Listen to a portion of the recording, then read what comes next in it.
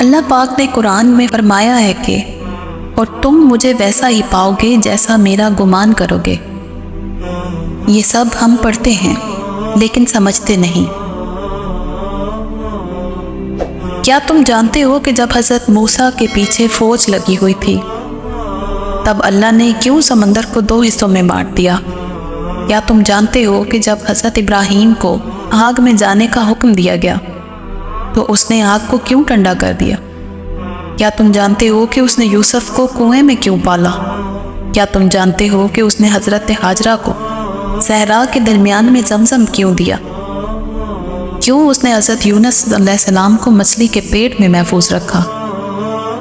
ان سب میں بس ایک ہی چیز مشابہ تھی، یقین، صرف اس لیے کہ ان میں سے کسی نے ہمت نہیں ہاری۔ انہوں نے یقین رکھا کہ خدا راستہ نکالے گا، اور دیکھو خدا نے راستہ نکالا۔ وہ سب اس پر یقین رکھ کر آگے بڑھتے رہے، اور دیکھو اس رب نے بھی انہیں مایوس نہیں کیا۔ اور توکل تو یہی ہے کہ راستہ نہ ہو اور تم کہو اللہ راستہ بنانے والا ہے۔ جب تم اس کا اچھا گمان کرو گے تو تم یقیناً سب اچھا ہی پاؤ گے، اور پھر دیکھو راہیں وہیں سے نکلیں گی جہاں تمہارا وہم و گمان بھی نہیں جا سکتا۔ اگر کوئی اپنا تمہارا ساتھ چھوڑ گیا ہے اور تم تکلیف برداشت نہیں کر پا رہے، اگر تم راتوں کو رو رہے ہو اور بنا سوئے دن گزار رہے ہو، اگر تمہیں لگتا ہے کہ اب سب ختم ہو گیا ہے، اگر تمہیں لگتا ہے کہ تم اس تکلیف سے کبھی پیچھا نہیں چھڑا سکو گے، اگر تمہیں لگتا ہے کہ اللہ تعالیٰ تم سے ناراض ہے اس لیے دکھ میں ڈالا ہے، اگر تمہیں لگتا ہے کہ اللہ نے تمہیں اکیلا چھوڑ دیا ہے، وہ تمہاری بات نہیں سنتا، تمہیں جواب نہیں دیتا، اس کا مطلب یہ نہیں کہ تمہارا اللہ پر یقین کمزور ہے۔ اس کا یہ ہرگز مطلب نہیں کہ اللہ تم سے ناراض ہے۔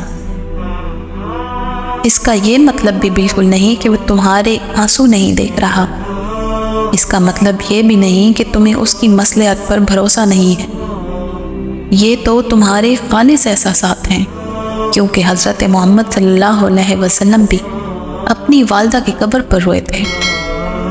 جب حضور پاک کا بیٹا دار فانی سے رخصت ہوا تب آپ بھی بہت غمگین ہوئے تھے۔ حضرت یعقوب نے اپنے بیٹے کی جدائی میں کئی ماہ و سال گزارے تھے، اور دکھ سے رو رو کر ان کی آنکھیں چلی گئی تھیں۔ دکھ کمزور ایمان کی نشانی نہیں ہوتا۔ ہو سکتا ہے کہ یہ خدا کا اشارہ ہو تمہیں اپنی کھوج میں لگانے کا، خدا کو تلاش کرنے کا راستہ، خدا کے اور قریب ہونے کا راستہ۔ ہو سکتا ہے وہ تمہیں اپنی محبت کی پہچان کروانا چاہتا ہو۔ آپ جن حالات سے گزر رہے ہیں ان میں اللہ کی کوئی نہ کوئی مصلحت ضرور ہوگی۔ ہماری آدھی سے زیادہ پریشانی اس وقت غائب ہو جاتی ہے جب ہم یہ سوچ لیتے ہیں کہ جو ہو رہا ہے وہ اللہ کے حکم سے ہو رہا ہے، اور اس کا ہونا پہلے سے ہی لکھ دیا گیا ہے۔ سو ہمیں بس صبر کرنا ہے اور آسانی کا انتظار کرنا ہے۔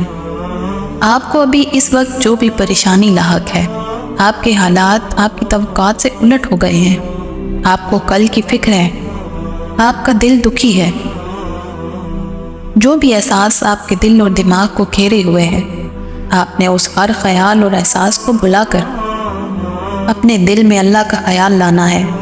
معجزوں کا بھی نہیں سوچنا، دعاؤں کا بھی نہیں، آپ بس اللہ کے بارے میں سوچیں۔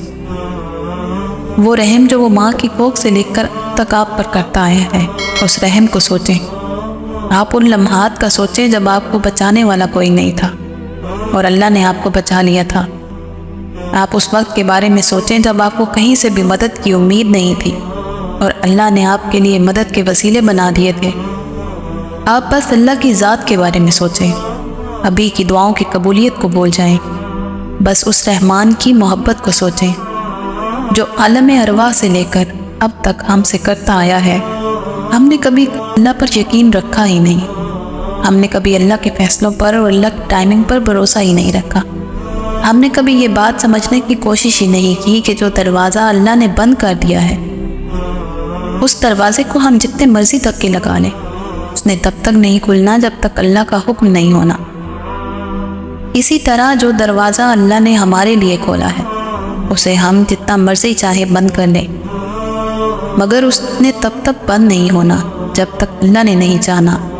ہم کیا کرتے ہیں کہ جب اللہ ہم پر کوئی ایسا دروازہ کھول دیتا ہے جس سے ہم گزرنا نہیں چاہتے تو ہم یہاں وہاں بھاگنے لگتے ہیں۔ ہم یہ کوشش کرنے لگتے ہیں کہ کسی طرح سے ہمارے سامنے سے وہ دروازہ ہٹ جائے۔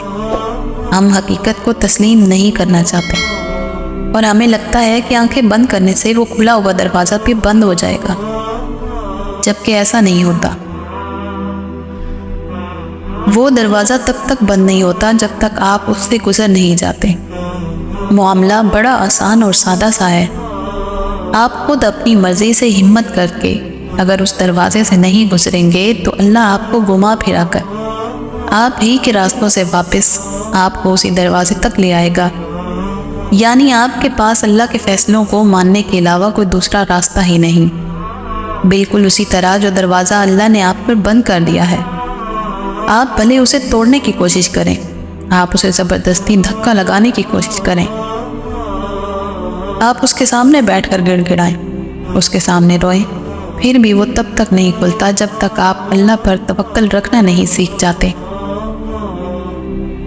یہ نہیں کہ بند دروازے کبھی نہیں کھلتے، بلکہ بند دروازوں پر بس ایک محدود مدت تک ہی دستک دینی چاہیے۔ آپ اس بند دروازے کے سامنے بیٹھیں جو اللہ نے آپ پر بند کیا ہے۔ آپ اللہ سے پورے یقین کے ساتھ اس دروازے کو کھولنے کی التجا کریں، لیکن اگر وہ دروازہ بار بار مانگنے کے بعد بھی نہ کھلے تو یہ قبول کرنے جتنا تو توکل رکھیں کہ یہ دروازہ آپ کے لیے ہے ہی نہیں۔